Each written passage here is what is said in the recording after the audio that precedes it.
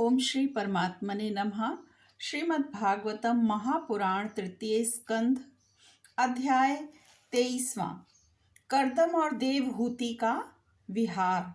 श्री मैत्रेय जी ने कहा कि विदुर जी, माता पिता के चले जाने पर पति के अभिप्राय को समझ लेने में कुशल साध्वी देवहूति कर्दम जी की प्रतिदिन प्रेम पूर्वक सेवा करने लगी। ठीक उसी तरह जैसे श्री पार्वती जी भगवान शंकर की सेवा करती हैं।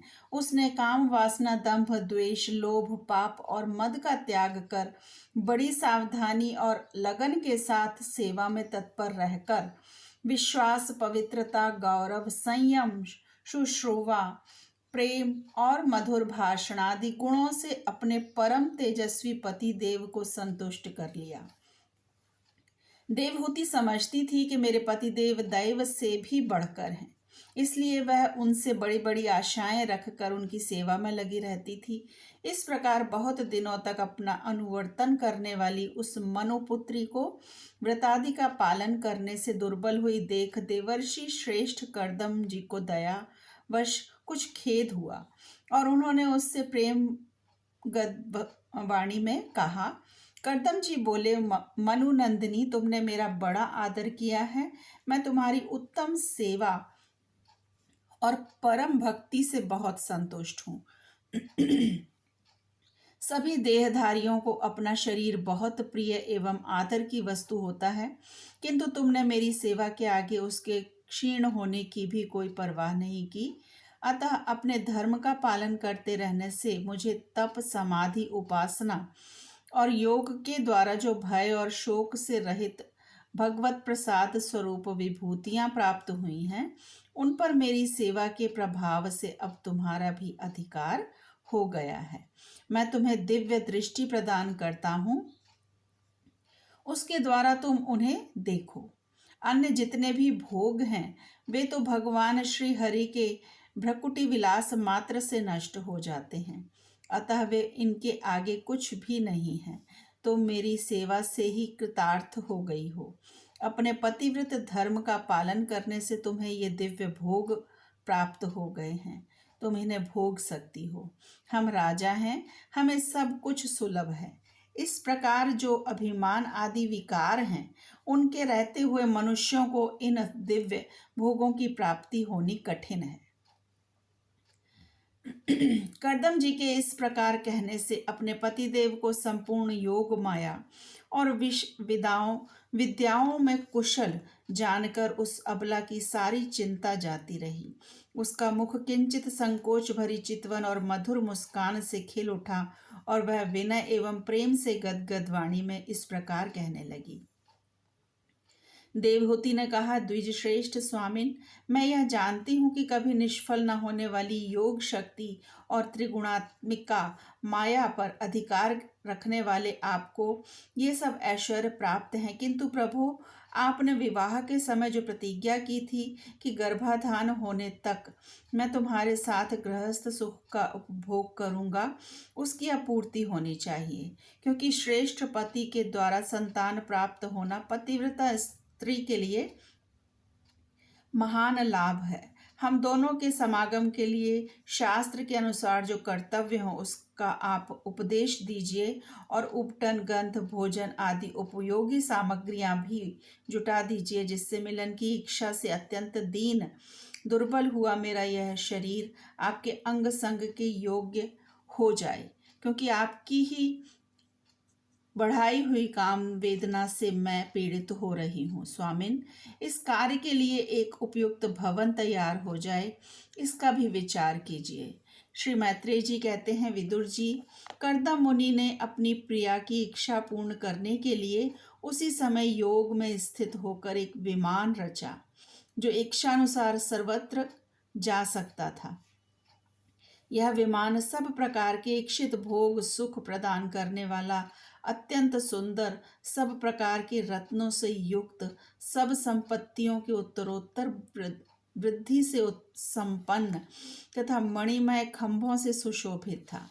वह सभी ऋतुओं में सुखदायक था और उसमें जहाँ तहाँ सब प्रकार की दिव्य सामग्रियां रखी हुई थी तथा उसे चित्र विचित्र रेशमी झंडियों और पताकाओं में से खूब सजाया गया था, जिन पर भ्रमरगण मधुर गुंजार कर रहे थे।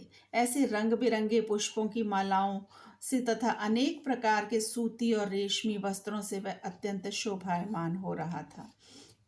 एक के ऊपर एक बनाए हुए कमरों में अलग अलग रखी हुई शैया, पलंग, पंखे और आसनों के कारण वह बड़ा सुंदर जान पड़ता था।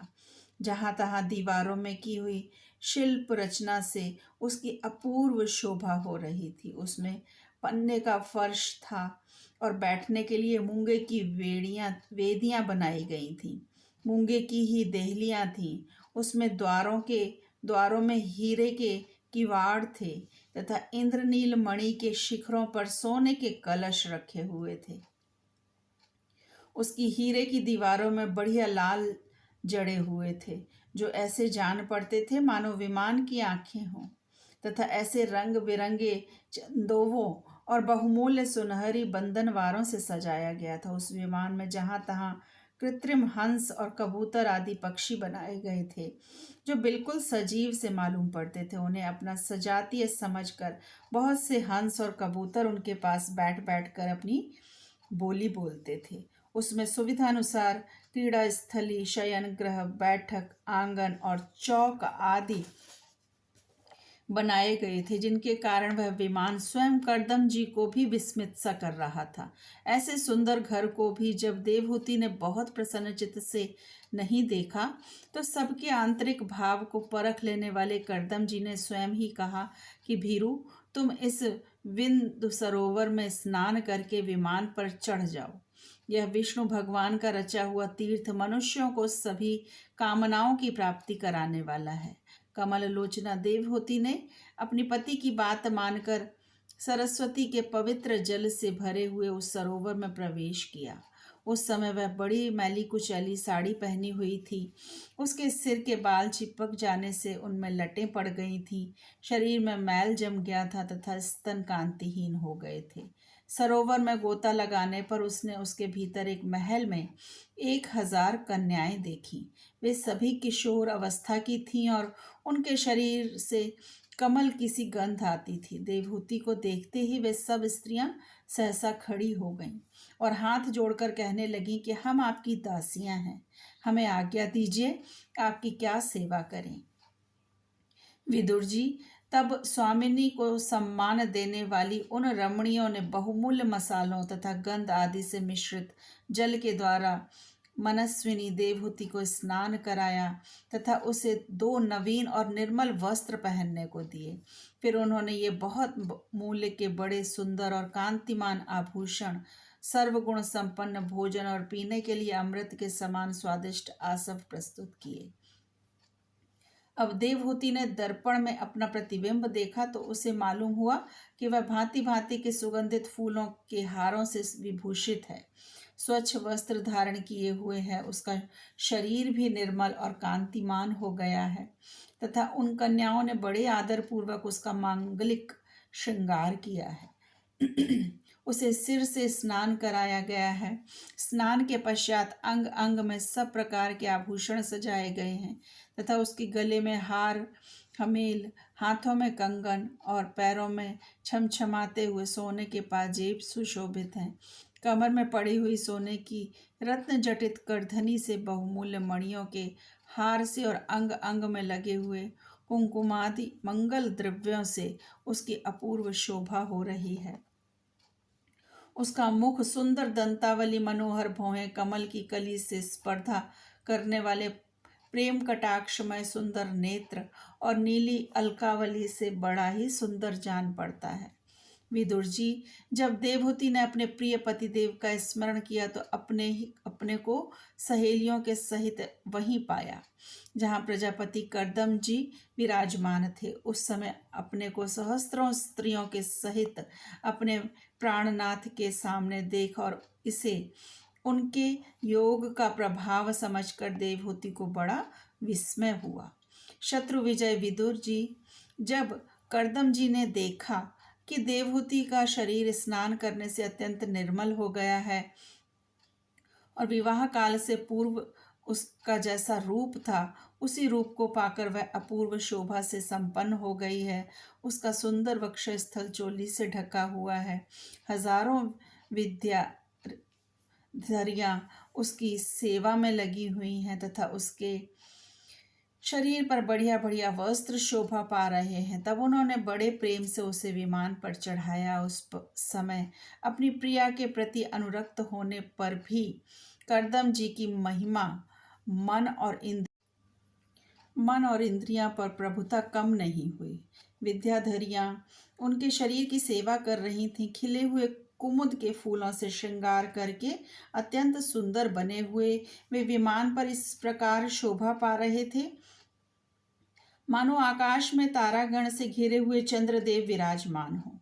उस विमान पर निवास कर उन्होंने दीर्घ काल तक कुबेर जी के समान मेरु पर्वत की घाटियों में विहार किया। ये घाटियां 8 लोकपालों की विहार भूमि हैं। इनमें कामदेव को बढ़ाने वाली शीतल मंद सुगंध वायु चलकर इनकी कमनीय शोभा का विस्तार करती है तथा श्री गंगा जी के स्वर्ग लोक से गिरने की मंगलमय ध्वनि निरंतर गूंजती रहती है।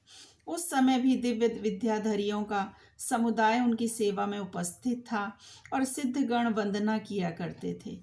इसी प्रकार प्राण प्रिया देवहूति के साथ उन्होंने वैशंभक, सुरसन, नंदन, पुष्पभद्र और चैत्र रथ आदि अनेकों देवोत्थानों तथा मानस सरोवर में अनुराग पूर्वक विहार किया। उस कांतिमान और इच्छानुसार चलने वाले श्रेष्ठ विमान पर बैठकर वायु के समान सभी लोकों में विचरते हुए करदम जी विमान बिहारी देवताओं से भी आगे बढ़ गए। विदुर जी, जिन्होंने भगवान के भयहारी पवित्र पाद पद्मों का आश्रय लिया है, उन धीर पुरुषों के लिए कौन सी वस्तु या शक्ति दुर्लभ है। इस प्रकार महायोगी करदम जी यह सारा भूमंडल जो द्वीप, वर्ष आदि की विचित्र रचना के कारण बड़ा आश्चर्यमय प्रतीत होता है, अपनी प्रिया को दिखाकर अपने आश्रम को लौट आए। फिर उन्होंने अपने को 9 रूपों में विभक्त कर रति सुख के लिए अत्यंत उत्सुक मनु कुमारी देवहूति को आनंदित करते हुए उसके साथ बहुत वर्षों तक विहार किया, किंतु उनका इतना लंबा समय एक मुहूर्त के समान बीत गया। उस विमान में रति सुख को बढ़ाने वाली बड़ी सुंदर शैया का आश्रय ले अपने परम रूपवान प्रियतम के साथ रहती हुई देवहूति को इतना काल कुछ भी न जान पड़ा। इस प्रकार उस कामासक्त दंपतियों को अपने योग बल से सैकड़ों वर्षों तक विहार करते हुए भी वह काल बहुत थोड़े समय के समान निकल गया। आत्मज्ञानी करदम जी सब प्रकार के संकल्पों को जानते थे, अतः देवहूति को संतान प्राप्ति के लिए उत्सुक देख तथा भगवान के आदेश को स्मरण कर उन्होंने अपने स्वरूप के 9 विभाग किए तथा कन्याओं की उत्पत्ति के लिए एकाग्रचित से अर्धांग रूप में अपनी पत्नी की भावना करते हुए उसके गर्भ में वीर स्थापित किया। इससे देवहूति के एक ही साथ 9 कन्याएं पैदा हुईं। वे सभी सर्वांग सुंदरी थी और उनके शरीर से लाल कमल की सी सुगंध निकलती थी। इसी समय शुद्ध स्वभाव वाली सती देवहूति ने देखा कि पूर्व प्रतिज्ञा के अनुसार उसके पतिदेव संन्यास आश्रम ग्रहण करके वन को जाना चाहते हैं, तो उसने अपनी आंसुओं को रोककर ऊपर से मुस्कुराते हुए व्याकुल एवं संतप्त हृदय से धीरे धीरे अति मधुर वाणी में कहा। उस समय वह सिर नीचा किए हुए अपने नखमणि मंडित चरण कमल से पृथ्वी को कुरेद रही थी। देवहूति ने कहा, भगवान, आपने जो कुछ प्रतिज्ञा की थी वह सब तो पूर्णतः निभा दी, तो भी मैं आपकी शरणागत हूँ, अतः आप मुझे अभयदान और दीजिए। ब्राह्मण, इन कन्याओं के लिए योग्य वर खोजने पड़ेंगे और आपके वन को चले जाने के बाद मेरे जन्म मरण रूप शोक को दूर करने के लिए भी कोई होना चाहिए। प्रभु, अब तक परमात्मा से विमुख रहकर मेरा जो समय इंद्रिय सुख भोगने में बीता है वह तो निरर्थक ही गया। आपके परम प्रभाव को न न जानने के कारण ही मैंने इंद्रियों के विषयों में आसक्त रहकर आपसे अनुराग किया। तथापि यह भी मेरे संसार भय को दूर करने वाला ही होना चाहिए। अज्ञानवश असत पुरुषों के साथ किया हुआ जो संग संसार बंधन का कारण होता है, वह सत्पुरुषों के साथ किए जाने पर असंगता प्रदान करता है। संसार में जिस पुरुष के कर्मों से ना तो धर्म का संपादन होता है, न वैराग्य उत्पन्न होता है और न भगवान की सेवा ही संपन्न होती है, वह पुरुष जीते जी मुर्दे के समान है। अवश्य ही मैं भगवान की माया से बहुत ठगी गई हूँ। जो आप जैसे मुक्तिदाता पतिदेव को पाकर भी मैंने संसार बंधन से छूटने की इच्छा नहीं की। ओम नमो भगवते वासुदेवाय। श्री कृष्ण अर्पणम अस्तु। हरे कृष्णा।